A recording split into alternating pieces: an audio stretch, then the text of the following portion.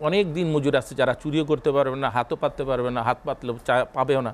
তারপরে এই যে দেখেন মরার পর খারাপ যাতায়াত ব্যবস্থা উন্নত হয়, সেই রাষ্ট্র তত উন্নত হবে।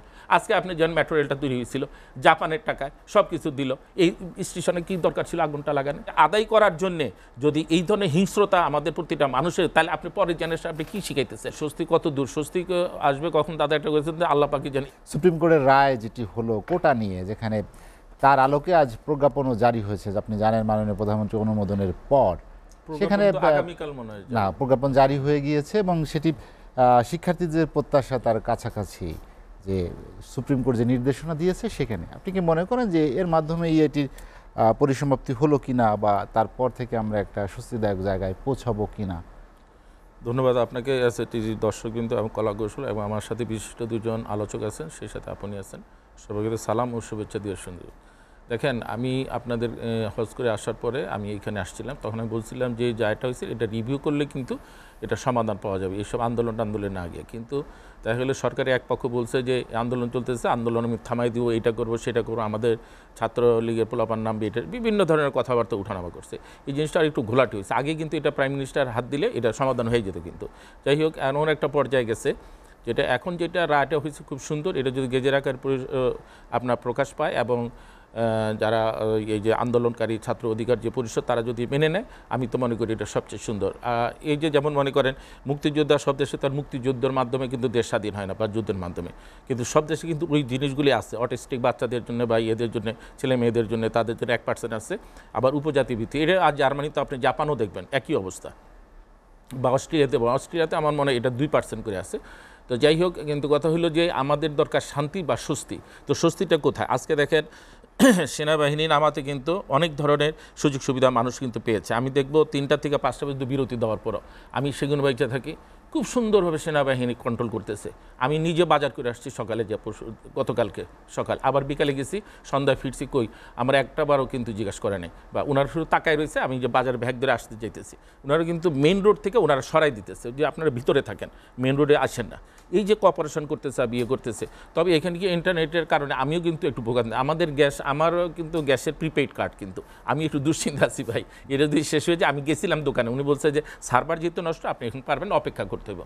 এটা নিয়ে একটু দুশ্চিন্তা আছে যে কার কাছে যা চুলার আগুন চাইবো বা কী করতে হবে। এইরকম আমার মতো অজস্র লোক আছে, সেখানে বড় ধরনের একটা সমস্যা আছে। বড় সমস্যা হলো মানুষের দিন মজুরদের ভাই, অপেক্ষা করতে করতে, তারা তো কোনো কাজে নেই, কোনো কিছু। অনেক দিন মজুর আছে যারা চুরিও করতে পারবে না, হাতও পাততে পারবে না, হাত পাতলে পাবেও না। তারপরে এই যে দেখেন মরার পর খারাপ। আমাদের কিছু ব্যবসায়ীরা কিন্তু ইচ্ছা করলে অনেক কিছু করতে পারে আমাদের জন্য, কিন্তু ব্যবসায়ীর উৎপাইতা থাকে। কিছু ব্যবসায়ীদের আমি বলবো এখন উৎপাইতা রয়েছে, কীভাবে কখন একটা সংখ্যা তৈরি হবে বা যেটা ক্রাইসিস পিরিয়ড হবে, সেই মুহূর্তে তারা এই জিনিসগুলি। আজকে 800 টাকা মরিচ হয়ে গেছে, আপনার ডিমে 25 থেকে 30,000 টাকা আলিতে বেড়ে গেছে।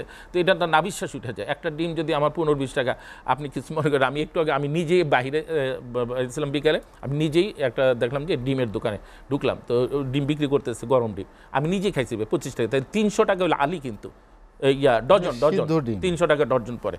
আচ্ছা, সিদ্ধ ডিম হোক, কিন্তু এমনি নর্মাল ডিমও তো মনে করেন 2 টাকা বেশি নিতে পারে না। হ্যাঁ, তাইলে সে নিচে কিন্তু 25 টাকা, কিন্তু করার কিছু নাই, সে তার মানে সুযোগটা কাজ, এমনি কিন্তু 20 টাকা বেচে। আজকে যে দেখছে ক্রাইসিস মোমেন্ট, এইটা গলা কাটা শুরু করে। এই যে সুযোগ, একই অবস্থা তো নিত্যপণ্যের বাজারে, এই দিকটা মানুষ স্বস্তিতে, যে স্বস্তি কত দূর, স্বস্তি আসবে কখন? দাদা একটা করেছেন আল্লাহ পাকি জানেন। এইটাই আসলে কিন্তু আল্লাহ পাক ছাড়া কেউ বলতে পারে, কারণ আমরা প্রতিহিংসা রাজনীতিতে ব্যস্ত। আপনি যদি 2টা দলরে বলেন, বিএনপি আওয়ামী লীগ আসার পরে জনগণ কতটুকু এই দল থেকে, 2টা দল থেকে কি শাস্তি বা মানে স্বস্তি পাইছি পর্যন্ত। দাদা একটা মূল্যবান কথা কইছে, আমি এটা একটু ইন্টারাপশন করতে চাই, যে ওই যে বটমলেস বাস্কেট সম্পর্কে। তো তখন তো বিএনপি জামাত কেউই ছিল না, 3.5 বছর যে সাহায্য হয়েছিল, বটমলেস তৈরি করছে কারা? তখনকার যারা ছিল তারাই করছে। বঙ্গবন্ধু নিজেই কইছে, বঙ্গবন্ধুর একটা ভাষণই বাজানো হয় সবসময় 7ই মার্চ, অন্য ভাষণ কিন্তু বাজানো হয় না, বাকিগুলি সব মিলতে। তখন টিসিবির চেয়ারম্যান পর্যন্ত যত দুধ আসছে সেগুলি গরুরে খাওয়াইছে, কিন্তু শিশুদের পর্যন্ত হাতে তুলে দেওয়া হয়নি। তো এই কাজগুলি তো করছে বঙ্গবন্ধুরে মানে তারা বিব্রতকর অবস্থায় বঙ্গবন্ধুরে মানে মুখামুখি করার জন্য বা কোনো কিছু করার জন্য তারা এই কাজগুলি ক্রাইসিস পিরিয়ড তৈরি করছে, যার কারণে হেনরি কিসিঞ্জার বলছিল বটমলেস বাস্কেট। তো আমরা সেগুলি থেকে বাড়িয়ে এসেছিলাম ঠিকই এবং সুন্দরভাবে জীবনযাপন করবো এই চিন্তা ভাবনা। আজকে দেখেন আপনার যে কোনো উন্নয়নের ক্ষেত্রে কমিউনিকেশন একটা গুরুত্বপূর্ণ জিনিস, যেমন আপনি জব বলেন, উৎপাদন বলেন, আপনার দেশের উন্নয়ন বলেন, দেশের কর্মকাণ্ড, যত কিছু এর বিকল্প কোনো কিছু নেই। আপনার যদি আপনার যাতায়াত ব্যবস্থা উন্নত হয় সেই রাষ্ট্র তত উন্নত হবে। আজকে আপনি যেমন মেট্রো রেলটা তৈরি হয়েছিল জাপানের টাকায়, সব কিছু দিল, এই স্টেশনে কী দরকার ছিল আগুনটা লাগানো? যারাই করছে আমার কথা হলো সেই তারা কিন্তু আপনি জামাত বিএনপি বলেন, জাতীয় পার্টির বলেন, যারাই করে থাকুক তারা তো এই দেশের নাগরিক, তাদের ভিতরে মনুষ্যত্বটা কাজ করলো না যে আমি কোথায় আগুনটা দিতেছি? গেল বিআরটিসি যত বাস পাইছে ম্যাক্সিমাম বাস ডিপোতে পর্যন্ত আগুন লাগানো হয়েছে। আপনি সেনাবাহিনী এবং যদি কারফিউ না দিত প্রাইম মিনিস্টার, এটা তো দেশের পরিণতি আরও অবস্থা খারাপ হয়ে যেত আমি দেখতেছি।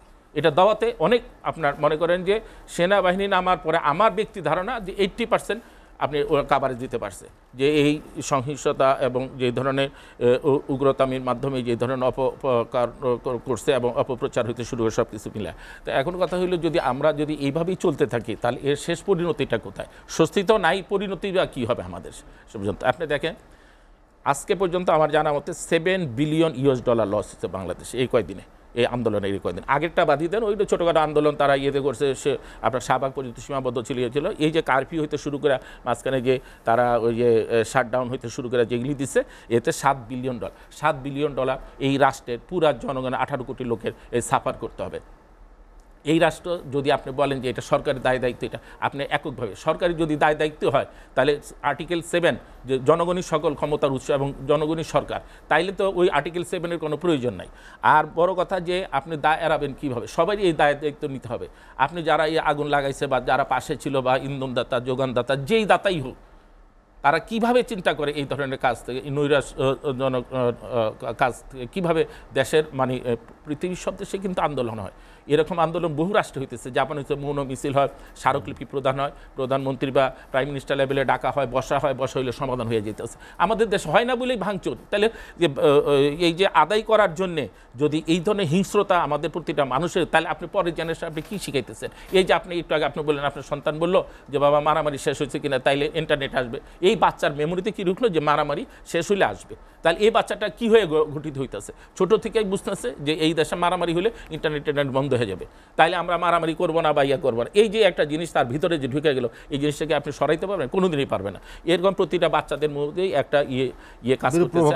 আমরা যে এই কিছু ভণ্ড লোক যারা বসে রয়েছে চুপচাপ আর ইন্ধন লাগায় তারপরে কাজগুলি করাই দিতেছি, যেই করুক করছে তো একজন না হলে তো আর আসমান থেকে সাত আসমান থেকে আল্লাহ ফেরেস্তা পাঠাই দিয়া এই আপনার মিরপুর 10 বা শেওড়াপাড়ার ইয়াটার ভাঙা হয় নাই, সেতু ভবনের ইয়েটা ভাঙা, বিআরটিসির ইয়েতে আগুন দেওয়া হয় না, এগুলো তো আমাদের লোকের মাধ্যমে হয়েছে। এখন আপনি দায় কারে দিবেন? আপনি পাকিস্তান দিতে পারবেন? ব্রিটিশ দিতে পারে? সেই নাগরিক কি আমাদের দেশে আছে? আমরা বাঙালি পায়ে কুড়াল মারতেছি। এর পরিণতি যে কি ভয়াবহ হবে সামনের দিকে আল্লাহ পাক ছাড়া আর কেউ বলতে পারবে।